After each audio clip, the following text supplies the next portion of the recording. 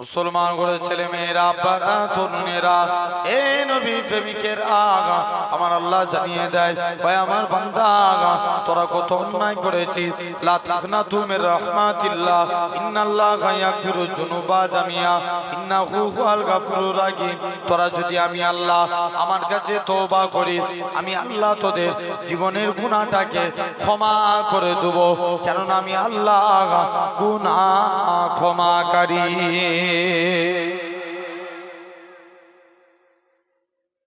কত পাপ করেছিস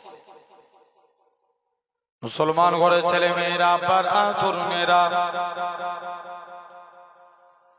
হে নবী প্রেমিকেরা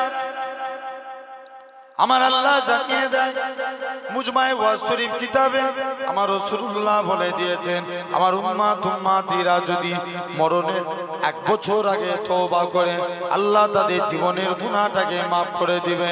আল্লাহ নবী বলেন 1 বছর যদি দেরি মনে হয় তোমরা মৃত্যু 6 মাস আগে তওবা করো, 6 মাসটাও যদি দেরি মনে হয় মৃত্যুর 1 মাস আগে তওবা করো, 1 মাসটাও যদি দেরি মনে হয় মৃত্যুর 1 দিন আগে তওবা করো, 1 দিনটাও যদি দেরি মনে হয় বান্দার গলা দিয়ে গড়গড়ানি শব্দ বেরিয়ে গেছে ওই টাইমে আল্লাহ পাকে বান্দারা আমার আল্লাহর কাছে কেঁদে কেঁদে যদি তওবা করে আল্লাহ পাক অন্যায় করে ফেলেছে আল্লাহ maaf করে দাও ক্ষমা করে দাও, আমার রাসূলুল্লাহ জানিয়ে দেয় আমার আল্লাহ তাদের জীবনের গুনাহটাকে আমার আল্লাহ ক্ষমা করে দিবে।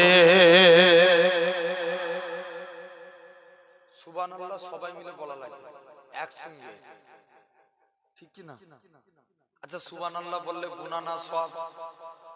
তাহলে চুপ করে আমি কিছু কিছু লোককে দেখতে পাচ্ছি এরা পুরো কসম খেয়ে বসেছে হুজুর বললেও সুবহানাল্লাহ বলুক না, আমরা সবাই মিলে বলবো বলে ইনশাআল্লাহ। যখন সুবহানাল্লাহ বলার দরকার ঠিক হাওড়া জেলা সুবহানাল্লাহ জানেন তো একসঙ্গে পুরো প্যান্ডেল ফাটিয়ে ফেলবে। হাওড়া জেলায় এই গুণটা আছে সুবহানাল্লাহ যখনই বলবো হাত যখনই তুলে দেবো জানবেন সবাই মিলে সুবহানাল্লাহ একসঙ্গে বলো ইনশাআল্লাহ। সুবহানাল্লাহ বলতে যে যদি গলা ফেটে মরেও যায় আমি বিশ্বাস করি আপনি জান্নাতি, জোরে বলে ভালো লাগবে না? কত সুন্দর লাগবে, মাজলিস ঘুম ঘুম করবে। আমাদের দুই কাঁধে কটা ফেরেশতা থাকে? দুটো, কিরামান কাতিবিন। ডান দিকের ফেরেশতা সওয়াব লিখে আর বাম দিকের ফেরেশতা কি লিখে? গুনাহ। বান্দা যখন নেকির কাজ করবে সঙ্গে সঙ্গে নেকি লেখা হবে। মুসলমান ঘরের ছেলে মেয়েরা বাবা তরুণেরা এ নবী প্রেমিকের আগা বান্দা যখন নেকির কাজ করবে দেখতে পাওয়া যাবে বান্দা যখন গুনার কাজ করবে আল্লাহর ফেরেশতারা বান্দাকে সময় দিবে।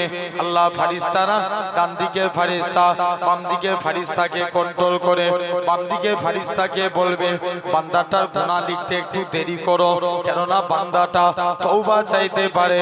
বান্দা যখন তওবা চেয়ে নেবে এ নজওয়ান যুবকের আগা বান্দা যখন তওবা করে নেবে বান্দার গুনাহ লেখা হবে না, কিন্তু বান্দা যখন নেকির কাজ করবে সঙ্গে সঙ্গে নেকি লেখা হবে। আমার রাসূলুল্লাহ জানিয়ে দেয় বান্দা যখন তওবা করবে তার গুনাহ লেখা হবে না, বরং তওবা চার জন্য তার নামে একটা নেকি লিখে দেয়া হবে। কটা নেকি? একটা নেকি তার নামে লিখে দিবে। কটা?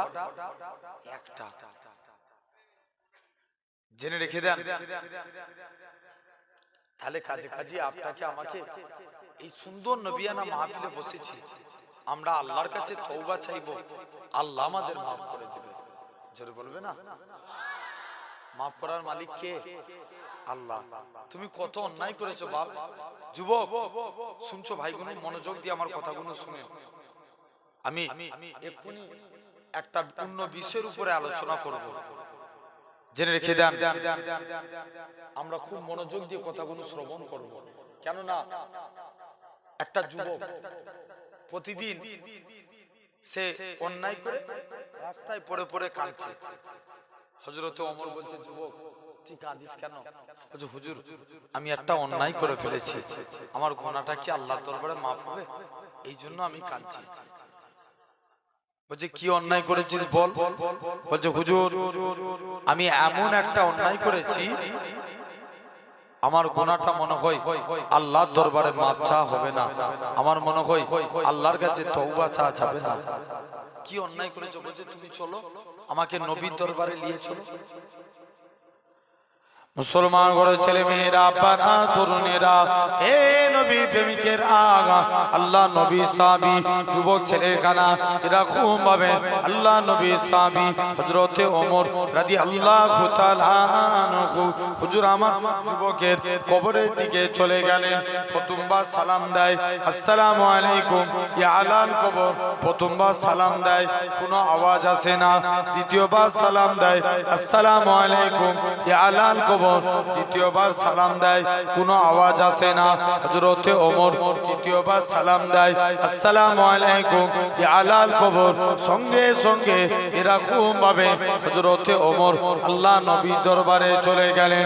ইয়া রাসূলুল্লাহ, হাবিবাল্লাহ, ইয়া রাসূলুল্লাহ, হাবিবাল্লাহ, যুবক ছেলেটাকে আপনার কাছে এনেছি, সে কি এমন অন্যায় করেছে? ও যুবকেরা, আল্লাহ নবী কি জানিয়েছিলেন? ও বাবা ওমর, চলে যাও, চলে যাও, যুবক ছেলেটাকে আমি নবী আমার কাছে পাঠিয়ে দাও। যুবক ছেলেখানা আল্লাহ নবীর হুজরা মুবারকে চলে আসলেন। ইয়া রাসূলুল্লাহ, হাবিবাল্লাহ, ইয়া রাসূলুল্লাহ, হাবিবাল্লাহ। ও যুবকেরা, আল্লাহ নবী কি জানিয়েছিলেন? ও বাবা যুবক, কি এমন অন্যায় করেছো বলো? যুবকটা কাঁদে আর বলে, ইয়া রাসূলুল্লাহ, হাবিবাল্লাহ, হুজুর আমি এত বড় গুনাহ করেছি, আমার গুনাহটা মনে হয় আল্লাহর আপনার কাছে বলতে পারবো না। কি এমন অন্যায় করেছো? তোমার গুনাহটা কি আল্লাহ পাকে জমিনের চাইতে বড়?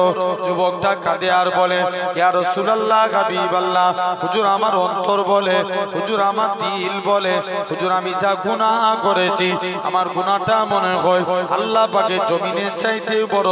আল্লাহ নবী বলে, ও বাবা যুবক, বলো তো দেখি তোমার গুনাহটা কি আল্লাহ পাকের আসমানের চাইতে বড়? যুবকটা কাঁদে আর বলে, ইয়া রাসূলুল্লাহ, হাবিবাল্লাহ, হুজুর আমার অন্তর বলে, হুজুর আমার দিল বলে, হুজুর আমি যা গুনাহ করেছি, আমার গুনাহটা মনে হয় আল্লাহ পাকের আসমানের চাইতে বড়। আল্লাহ নবী বলে, বাবা তোমার গুনাহটা কি জান্নাত জাহান্নামের চাইতে বড়?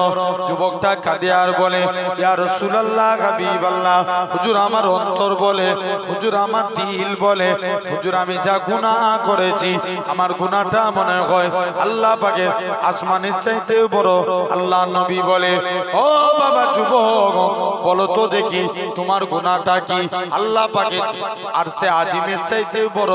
যুবকটা কাঁদে আর বলে, ইয়া রাসূলুল্লাহ, হাবিবাল্লাহ, হুজুর আমার অন্তর বলে, হুজুর আমার দিল বলে, হুজুর আমি যা গুনাহ করেছি, আমার গুনাহটা মনে হয় আল্লাহ পাকের আসমান জমিন জান্নাত জাহান্নামের চাইতে বড়। ও যুবকেরা, আল্লাহ নবী কি জানিয়েছিলেন? ও বাবা যুবক, কি এমন অন্যায় করেছো বলো? ইয়া রাসূলুল্লাহ, হাবিবাল্লাহ, প্রতিদিন মানুষকে কবরস্থ করা হয়, কবর দিয়ে যখন যে যার বাড়ি চলে যায়, ইয়া রাসূলুল্লাহ, হাবিবাল্লাহ, হুজুর আমি কবরের মাটিখানা সরিয়ে দিয়ে কবরের ভিতরে প্রবেশ করে যায়, কাফনখানা খুলে সেটা বিক্রি করে জীবিকা নির্বাহ করে। আল্লাহ নবী কি বলেছিলেন? বাবা তুমি আল্লাহর কাছে তওবা করো, আল্লাহ তোমার জীবনের গুনাহটাকে মাফ করে দিবে। হে নওজোয়ান যুবকের আগা, আল্লাহ নবী বলে, যুবক ছেলেকারা বলে, ইয়া রাসূলুল্লাহ, হাবিবাল্লাহ, হুজুর আমি এর থেকেও বড় অন্যায় করেছি। কি গুনার কাজ করেছো?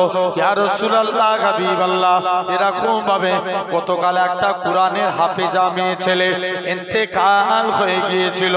যে মেয়েটাকে দেখার জন্য মদিনার শিল্পপতি ছেলেরা লাইন দিয়ে দাঁড়িয়ে থাকতো।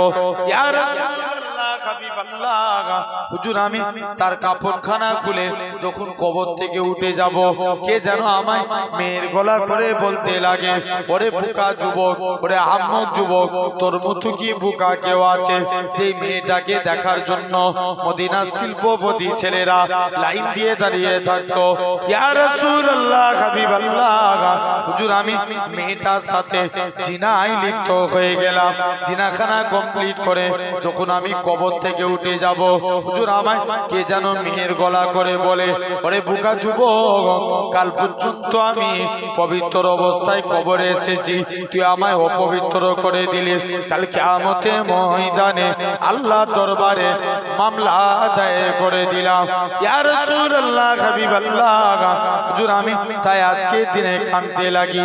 আল্লাহ নবী বলে, বাবা যুবক বেরিয়ে যাও, বেরিয়ে যাও, তোমার গুনাহটা আল্লাহ পাকের দরবারে মাফ হবে কি এটা আমি নবী আমি বলতে পারবো না। যুবক ছেলে কানা সিজদায় পড়ে কাঁদতে লাগে। এরকম ভাবে চলে গেলেন, পর্বতের চূড়ায় উঠে গেলেন। আল্লাহ পাক তুমি যদি আমায় মাফ না করো, কে মাফ করবে আল্লাহ? তুমি যদি মাফ না করো, দুনিয়ার কোনো খাবার খাবো না আল্লাহ। এ নওজোয়ান যুবকেরা, যুবক ছেলে কানা এরকম ভাবে 40 দিন কেটে গেল। যুবক ছেলে কানা আমার আল্লাহর কাছে কেঁদে কেঁদে তওবা করে, আল্লাহ পাক তুমি আমায় ক্ষমা করে দাও, তুমি আমায় মাফ করে দাও। এরকম ভাবে 40 দিন কেটে গেল। 40 দিন পর যুবক ছেলে কানা আমার এরকম ভাবে আমার আল্লাহ জিবরাইল আমিনকে পাঠিয়ে দিলেন, এ হযরতে জিবরাইল চলে যাও, চলে যাও, আমার রাসূলুল্লাহকে জানিয়ে দাও ওই গুনাহগার যুবকের জীবনের গুনাহটাকে আমি আল্লাহ ক্ষমা করে দিয়েছি।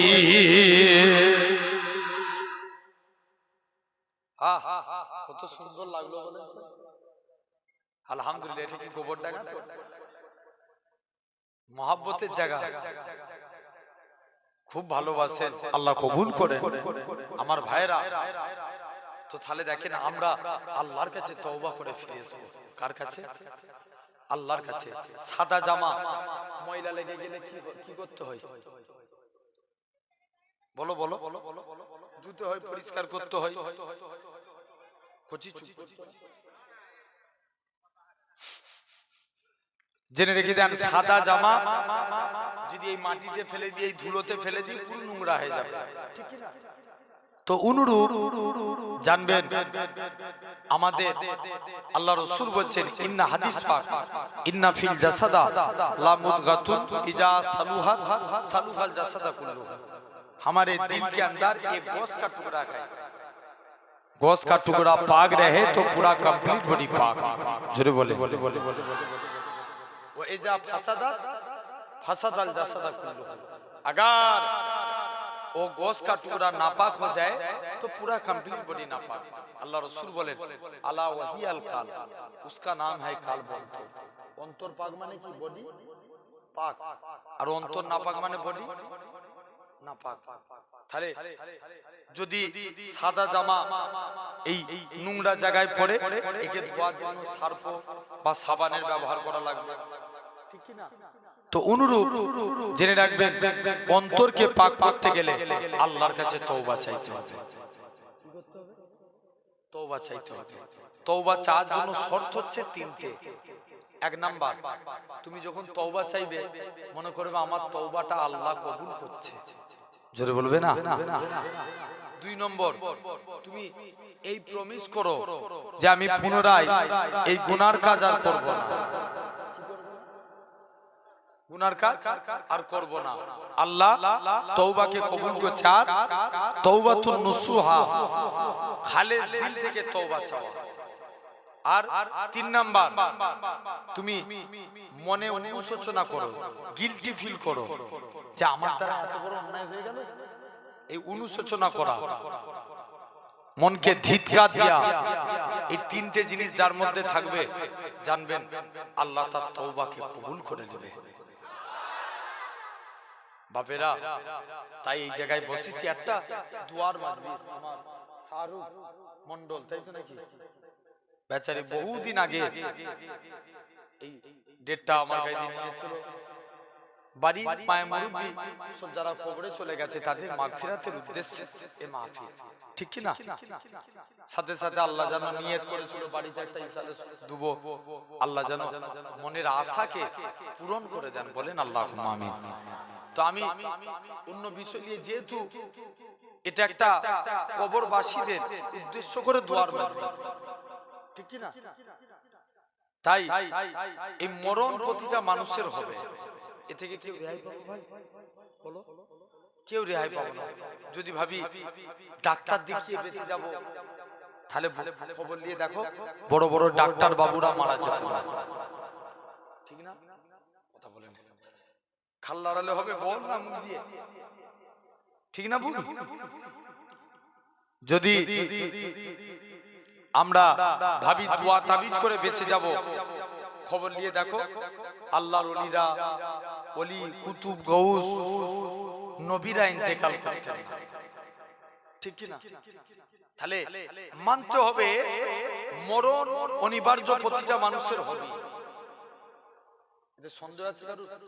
আল্লাহর কোরআন, কুল্লু নাফসিন যায়কাতুল মাউত, প্রতিটা সৃষ্টির মৃত্যু অনিবার্য। যখন তাহলে আল্লাহ বলবে, শুনো একটা কথা বলি, এখন আমরা দরুদ পড়ি কার উপরে? নবীর উপরে। আমরা কি চিরজীবন বাঁচবো না মারা যাব? এই দিকটাই চলেছো, এই দিকটাই ফাঁকা আছে। আমরা চিরজীবন বাঁচবো না, আমরা মারা যাব। রাসূল বলছে, আল্লাহ বলছে, যখন দুনিয়ার জমিনে একটা মানুষ থাকবে না, তখন আমার ফেরেশতারা আমার মুস্তাফার উপরে দরুদ পড়বে। প্যান্ডেল ফেটে যাবে, আরো জোরে বলো। কারণ ফেরেশতারাও মারা যাবে। কারা? ফেরেশতারা চারজন বাকি রেখে, জিবরাইল, মিকাইল, ইসরাফিল, আজরাইল, কজন হলো? চারজন বাকি রেখে সবাই মারা যাবে। জিবরাইল বলবে, আল্লাহ আমাকে ছেড়ে দাও না। আল্লাহ বলবে, জিবরাইল বুকে হাত রাখ, তোকেও মরতে হবে। আজরাইল বলবে, আল্লাহ আমি তো সবাই জান কবজ করেছি, আমাকে ছেড়ে দাও। আজরাইল, না, কুল্লু নাফসি যায়কাতুল মাউত, প্রতিটা সৃষ্টির মৃত্যু অনিবার্য। আজরাইল বুকে হাত রাখলে আজরাইলও মারা গেল, চারজনই শেষ। আল্লাহ বলছে, এবার কে দরুদ পড়বে? আল্লাহ বলছে, যখন দুনিয়ায় মানুষ থাকবে না, জিন থাকবে না, ফেরেশতা থাকবে না, যখন কেউ আমার হাবিবের উপরে দরুদ পড়ার থাকবে না, তখন আমি আল্লাহ একা আমার হাবিবের উপরে দরুদ পড়ব। কে দরুদ পড়বে? আল্লাহ দরুদ পড়বে। তাহলে দেখো, যদি ফেরেশতারাও মারা যেত না, তাহলে মরতে প্রতিটা মানুষের অনিবার্য হবে। আমরা হাজারো যদি চেষ্টা করি, মরণ থেকে কেউ বাঁচতে পারবো? যদি ভাবি ভেলোরে নিয়ে ডাক্তারি করব, ব্যাঙ্গালোরে নিয়ে যাব, চেন্নাইয়ে নিয়ে যাব, টাকা আছে খরচা করব, বাঁচবে? বাঁচবে না। মরণ অনিবার্য। কিন্তু আমরা যদি চেষ্টা করি, যেহেতু মায়ের মুরব্বীদের নামে দোয়ার মজলিস, তারা কবরে চলে গেছে, আমরা যদি চেষ্টা করি কবরে আযাব থেকে বাঁচতে পারবো। আযাব থেকে বাঁচতে পারবো। এটা দোয়ার মজলিস। হাদিস পাকে এসেছে, দোয়া ও মাখফুল ইবাদ, দোয়াটাও একটা ইবাদত। শুধু তাই নয়, এরকম ভাবে শুনছেন বড় পীর আব্দুল কাদের, আল্লাহ রাসূল বলেছেন, আত-তাকদীরু লা ইয়ারুদ্দু, আল্লাহ বান্দার নসিবে যেটা লিখে রেখেছে, তাকদীরে যেটা লেখা আছে কি হয়? হয়। রাসূল বলেছেন, ইল্লা বিদুয়া, যদি তোমরা দোয়া চাও, ওই দোয়াকে আল্লাহ ফিরাই না। মনে করেন কবরবাসীরা আজকের দিনে আপনাদের মুখের দিকে তাকিয়ে আছে। আজকে একটা দোয়ার মজলিস হচ্ছে, কবরডাঙ্গার মানুষগুলো সব দোয়া চাইবে, যাই এই দোয়া চাইবো। বড় পীর এক জায়গায় একদিন দাওয়াতে গেছে, একটা যুবক হুজুরের হাত ধোয়াচ্ছে। কি করেছে? হাত ধোয়াচ্ছে।